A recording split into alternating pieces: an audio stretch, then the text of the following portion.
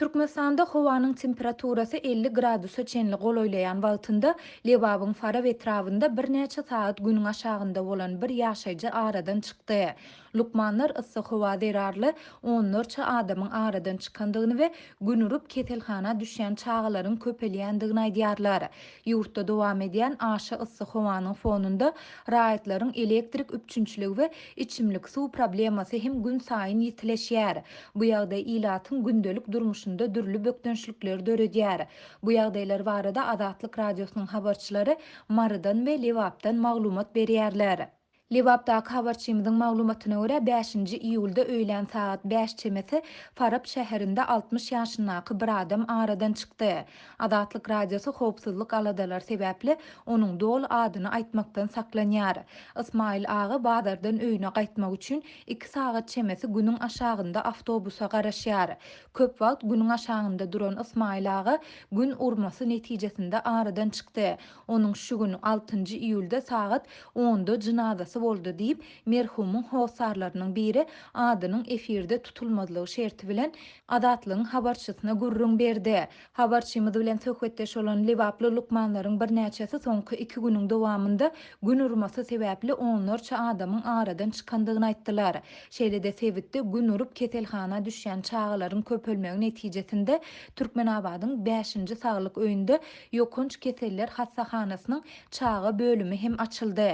Bu bölüm dessine çagalardan doldy. Sebäbi gün urup garny agyryp gaýtaryp keselhana düşýän çagalar köpeldi.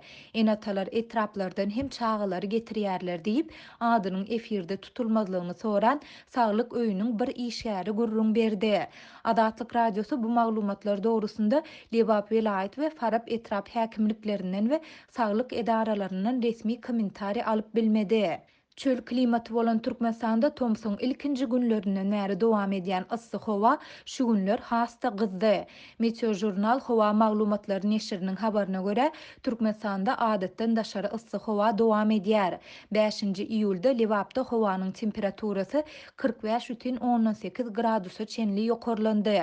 Bellesek günüň aşa gyzmagynyň we ıssy günlerde günüň aşagynda gezmegiň adamlaryň saglygyna yaramaz täsiriniň bardygy barada 2-nji iýulda Türkmen prezidenti hem çykyş etdi. Ýöne ol howanyň temperaturasynyň anyk näçe gradusa çenli ýokarlanmagyna garaşylýandygy barada hiç zat aýtmady.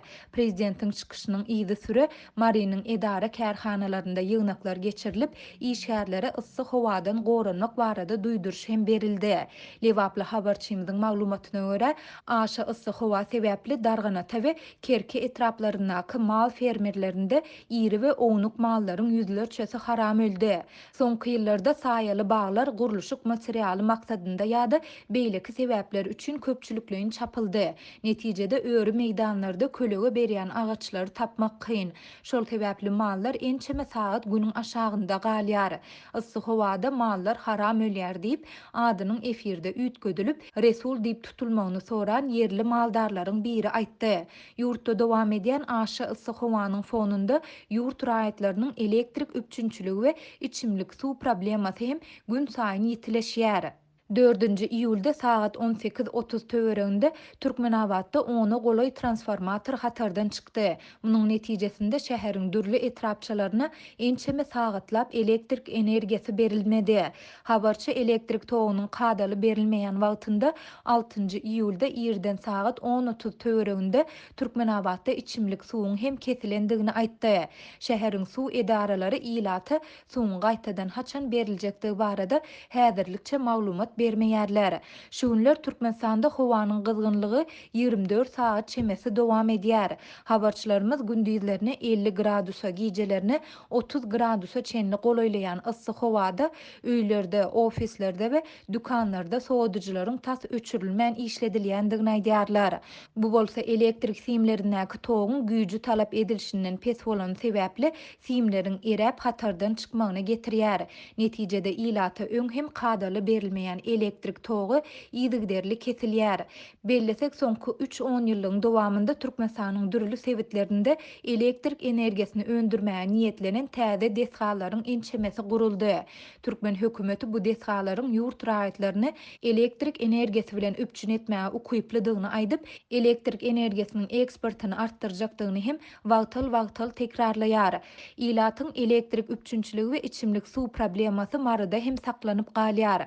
Habarçymyzyň aýtmagyna görä, geçen hepdäniň ortalaryndan bäri Mary şäherinde her gün sagat 11 bilen 15:00 aralygynda ençeme kwartirada tok kesilýär.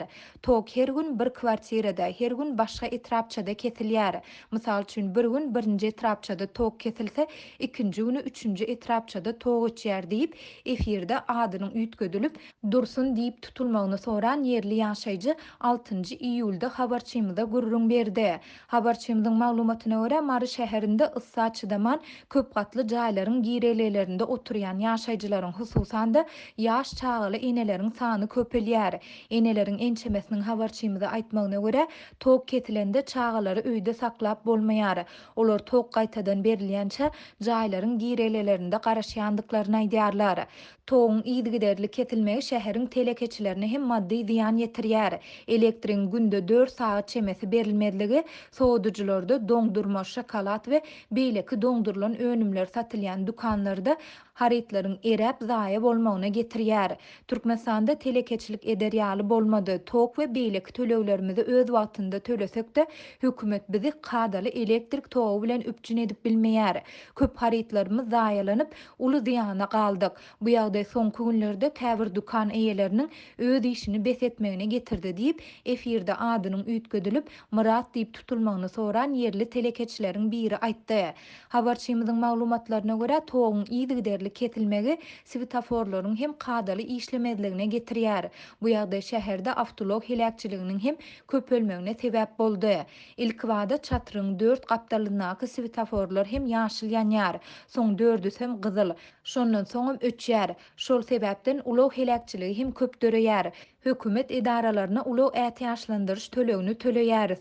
Helakçylyga svetoforlardaky näsarlygyň sebäp bolandygyny aýdyp, döwlet edaralaryndan kompensasiýa almaga uluglarymyzy bejertmäge synanşýarys. Ýöne bizi hiç kim dinlemeýär diýip ulug eýeleriniň biri anonimlik şertinde habarçymyza gurrun berdi. Habarçymyzyň maglumatlaryna görä, suw üpçünçiligi bilen bagly problema hem ýitileşýär. Şäheriň agla we etrapçasynda köp gatly jaýlaryň 2-nji, 3-nji, 4-nji gatlaryna suw çykmaýar. Ýaşaýjylar 1-nji gatdaky goňşularyndan suw daşamaly bolýarlar. Elektrik togy kesilen wagty jaýlaryň 1-nji gatyna hem suw berilmeýär.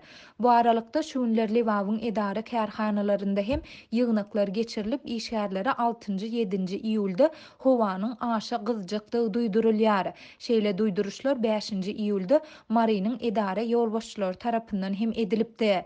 İşgärlere meýdana köp çykmaly däl diýdiler. Muňa garamazdan hassahanaların töweregini arasalamak boýunça ýogurlary geçirmek dowam edýär. Issy howa sebäpli indi ýogurlary ýerden sagat 6-9 aralygynda geçirmeli etdiler diýip efirde adynyň üýtgedilip Güljemal diýip tutulmagyny soran Lewaply saglyk işgärleriniň biri gurrun berdi.